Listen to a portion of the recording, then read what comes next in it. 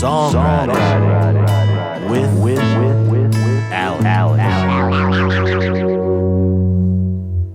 Welcome to Songwriting with Alec. My name's Alec. I'm a producer and songwriter based in Austin, Texas. If you got a song that needs help finishing, whether that's writing, mixing, mastering, or producing, check out my website. I just crossed the 1-year threshold of Songwriting with Alec, so I decided to take a moment to be a little retrospective. Not for nostalgia's sake, but just to have a zoomed out view of what's working, what's not working, and a moment to recognize all the things we've achieved. Most importantly, I have 26 songs that I wrote this year. And not just demos, me strumming on the acoustic. Those are songs where I added all the instruments and I tried to complete the idea as much as I could. And as I look back to the early days, there was a little bit more excitement for each time I sat down to write. And I asked myself, how can I keep that beginner's mindset this far into it? And once you do something so many times, it's easy to think, oh, I've got this on lock. I've been here before. And when you have that mindset, you're really not learning. You're not growing. You're just going through the motions and traveling over ground that you've traveled before. So to get back to the beginner's mindset, you got to get rid of your ego. Your ego thinks that you wrote all these songs. And you know, I personally did write some of those songs. That's where the craft takes over. But a lot of those songs started with the inspiration of the moment. So for me to get back to that excitement, I need to get in touch with the inspiration of the moment. And to do that, you got to get rid of the ego and the mentality of I write the songs. So today, I'm trying to bring my beginner mindset into here. I'm assuming I know nothing, which is hard because I've written 25 songs this past year. But we're going to sit down and we're going to come in really blank and just listen to what the moment has to say. You know, in meditation,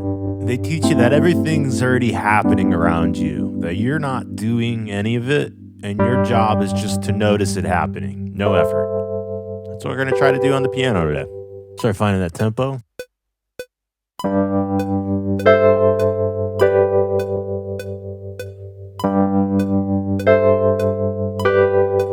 All right, let's see how we did on timing here. I don't want to quantize the soul out of it. Let's just make sure everything's kind of roughly in place.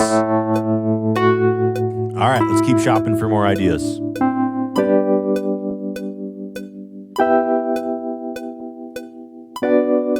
Just curious, what happens if we pitch this up an octave here?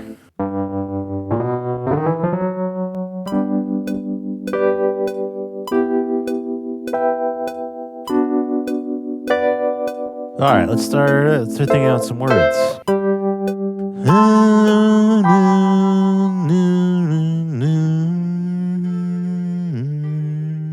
I was humming along. I wasn't feeling any words come to me. So I went to my poems, and I try to write poems a couple days a week. I actually started writing poems to get good at sitting down and saying, okay, write something, whatever comes to you. So now 3 days a week, I write a poem. And anyways, yeah, this is where we're running with it. We'll see how many of these lyrics we keep. I look at you, can't help but wonder how I got so far apart, bonded by thick blood and 18 years, but I don't know where they went. Have I moved an ocean apart? Are you drifting, traveling in different directions, different values? The middle feels so far away.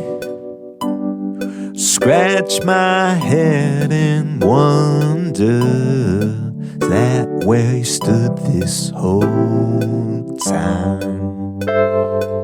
We got a song framed out. Next time we're going to be adding the instruments. All right, we're back for day 2 of writing. On this first day, I know we were just getting it framed out. Let's make sure all the chords and the lyrics are still speaking to us and feel right. Because remember, right's the only compass we got here. Let's go ahead and start with the bass.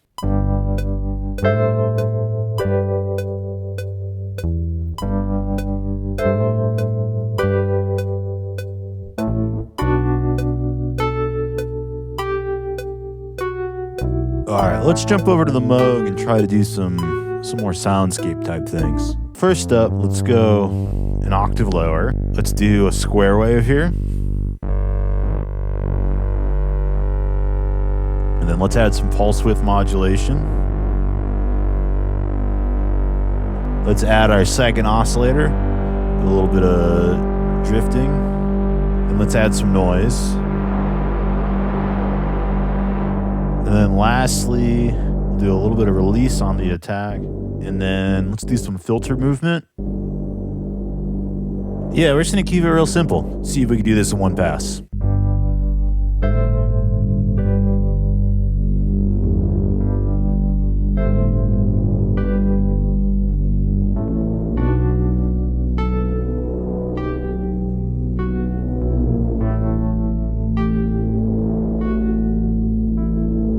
Cool, let's do a little mixing to this, maybe some decapitator. Let's add a chorus to this to get some stereo width.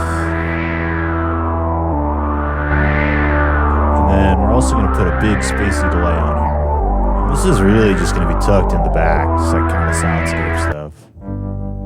Can't help wondering how I got so far from you. I'm actually going to carve out the low end on this bass so there's more room for the Moog to breathe, and it could be more of a mid-rangey bass.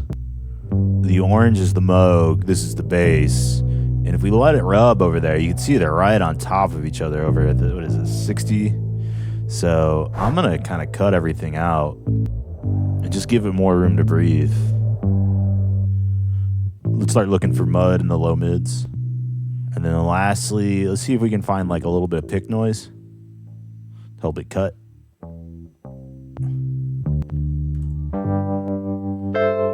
Start cutting out the low end.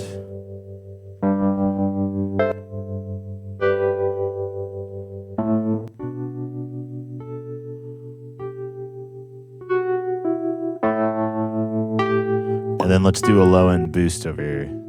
I think we're going to use this almost like a rain stick. I just kind of want something to add a little bit more of like a higher percussive sound. Let's do a little LFO to this, changing the pitch. Can I run it backwards?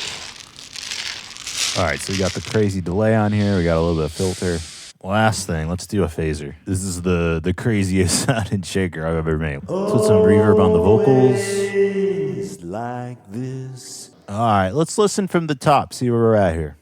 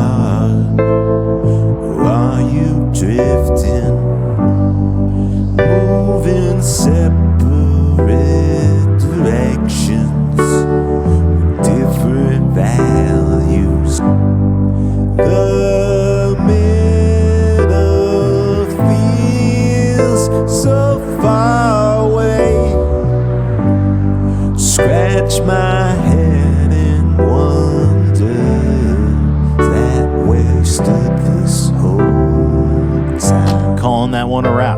With these more tender songs, you want to preserve its intimate nature, but there's the other party that says, oh, I should be adding more instruments, I should be adding more things. It's really easy to overbake a song like that. I'm feeling good. It's a piano, it's a bass, a couple soundscapey things that are acting as the percussion. I feel like that's all it needed. Thanks for watching, guys.